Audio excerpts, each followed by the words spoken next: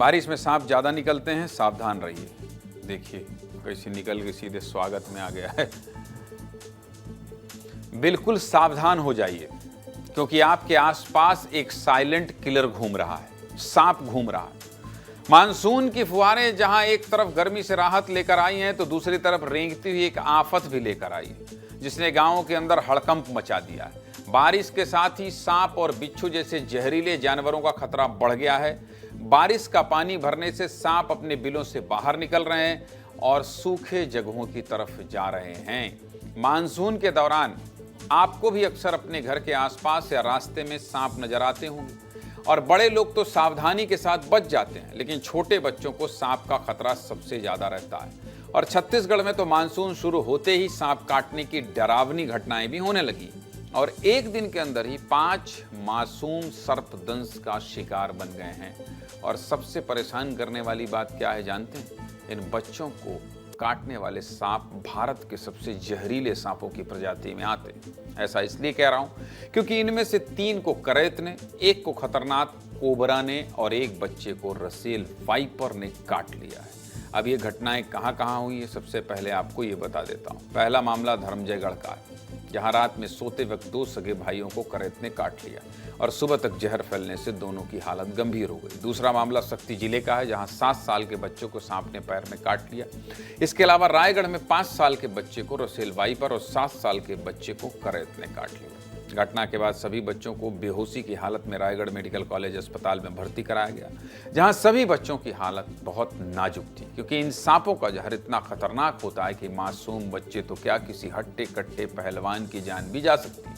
लेकिन डॉक्टरों की टीम ने पूरी ताकत और सतर्कता के साथ बच्चों का इलाज किया जिससे 5 बच्चों ने मौत को मात देते हुए जिंदगी की जंग जीत ली और सभी बच्चों को अब अस्पताल से घर भेज दिया गया। इस घटना से जुड़े हमारे सहयोगी अश्विनी मालाकार की ग्राउंड रिपोर्ट दिखाता हूं, देखिए।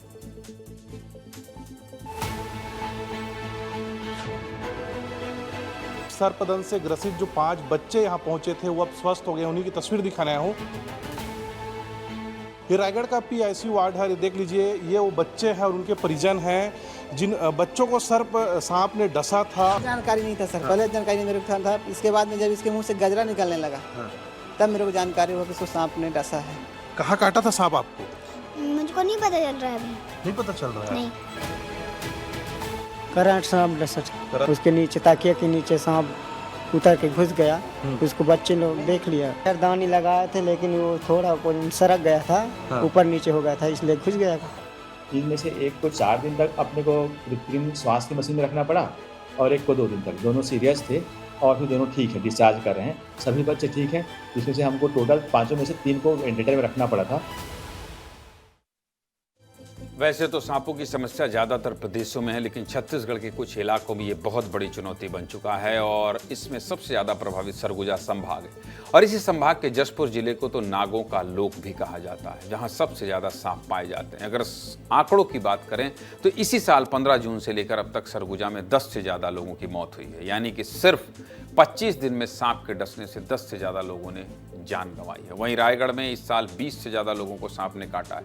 ऐसे में अगर इतनी संख्या में सामने मामले आएंगे तो सांप काटने पर बचाव के लिए क्या करना है और क्या नहीं करना है, आपको ये भी विस्तार से समझना पड़ेगा। तो आपको समझा देता हूं। देखिए, सांप के काटने पर मरीज को शांत रखें और ज्यादा हिलने डुलने ना दें क्योंकि घबराने से दिल की धड़कन तेज होती है और जहर तेजी से फैलता है।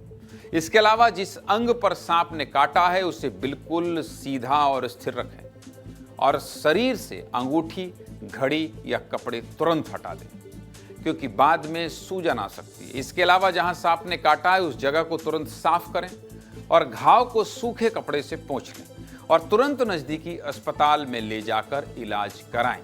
साथ ही अगर संभव हो तो सुरक्षित दूरी से सांप की फोटो खींच लीजिए या उसका रंग रूप याद रखिए ताकि डॉक्टर को इलाज में मदद मिले।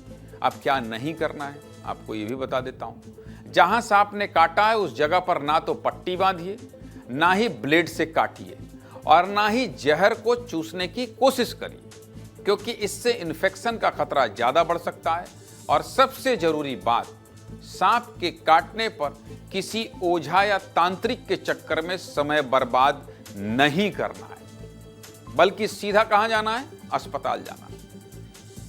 इसके अलावा सरगुजा में हर दिन घरों में जहरीले सांप निकलने के मामले भी सामने आ रहे हैं और रेस्क्यू टीम मौके पर पहुंचकर सांप पकड़ रही और सुरक्षित जगहों पर ले जाकर छोड़ रही। सांपों के रेस्क्यू से जुड़ी हमारे सहयोगी दिलीप जायसवाल ने एक रिपोर्ट भेजी, आपको दिखाता हूं, देखिए। किया जा सकता है। सांप घरों में जब निकल जाए तो किस तरीके से क्या कुछ करना चाहिए? ये स्पेक्टिकल्ड कोबरा है और आम किया जा सकता है। तौर पे जो एग्रेसिव सांप है उसमें सबसे पहले ये है रसल वाइपर। ये सांप देख पा रहे हैं कि इसका कान नहीं है, लेकिन ये है कि मुस्तैद है। भैया जहाँ जहाँ जा रहे हैं उन पे फोकस है। देखिए, इसका कान नहीं है, ये सुनता नहीं है, लेकिन सेंसर है क्यों? जी देखिए, लगभग 15-20 सांपों का पर डे सरगुजा संभाग से हमारी टीम के द्वारा रेस्क्यू किया जा रहा है। और अफसोस की बात यह है कि जैसे रेस्क्यू के साथ साथ हम जहाँ भी जा रहे हैं, हर 7 दिन 6 दिन में एक न एक सर्पदंश की घटनाएं भी देखने को मिल रही है। तो साइलेंट किलर है, जब वो बाइट करता है तो आपको पता नहीं चल पाया कि सर्पदंश हो चुका है और जीवन चला जाता है। तो करैत के सबसे ज्यादा केस आते हैं और जीवन भी सबसे ज्यादा करैत से आते हैं। हमारे एक मित्र परिचित हमारे दोस्त हैं, उनके यहाँ निकला था और हमने तत्काल जो है अंबिकापुर के जो स्नेक मैन बोला जाता है सत्यम द्विवेदी, उनको हमने सूचना दिया, वो आए और रेस्क्यू करके उसको। सर्प मित्र कह रहे हैं कि रोज 15 से 20 सांप पकड़ जा रहे हैं। 20 सांप पकड़ रहे हैं, 15 से 20। ऐसे में सर्पदंश के बढ़ते मामलों पर सुरक्षा को लेकर क्या कर रहे हैं एक्सपर्ट, ये भी आपको सुना देते हैं, सुनिए। स्वास्थ्य विभाग जहां भी सर्पदंश के केस हो रहे हैं, झाड़ फूंक से बचने और तुरंत अस्पताल ले जाने के लिए सलाह दिया जा रहा है।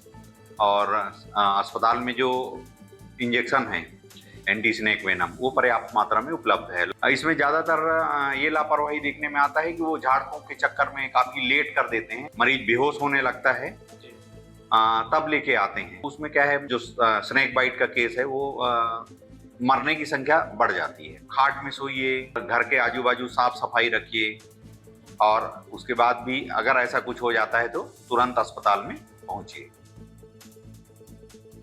खबर आसपास मंडराते हुए खतरे से जुड़ी हुई है, आपकी जिंदगी से जुड़ी हुई है, इसलिए आपको सावधान कर दिया और सब कुछ विस्तार से समझा दिया, कैसे बचना है, कैसे सावधान रहना है।